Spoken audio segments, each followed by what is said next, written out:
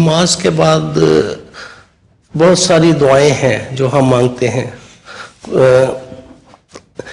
اور یہی دعائیں اگر ہاتھ اٹھا کر مانگی جائیں تو وہ یہی دعائیں جو نماز کے بعد کی دعائیں ہیں، معزتین کی ہیں، آیت الکرسی ہے، حضور یہی دعائیں اگر ہاتھ اٹھا کر مانگی جائیں تو یہ غلط؟ ہاتھ اٹھا کر؟ جی، نماز کے بعد۔ یہ تو کوئی رسول اللہ صلی اللہ علیہ وسلم کا رواج نہیں تھا، آپ صلی اللہ علیہ وسلم سنت کے خلاف ہے یہ بات کہ نماز کے بعد اٹھ کے دعائیں۔ اول تو نماز ہی میں دعا کرنی چاہیے، اصل دعا وہ ہے جو نماز کے اندر ہو، اور جو نماز کے بعد کی دعائیں ہیں وہ یہی سبحان اللہ وغیرہ پڑھنا، یہ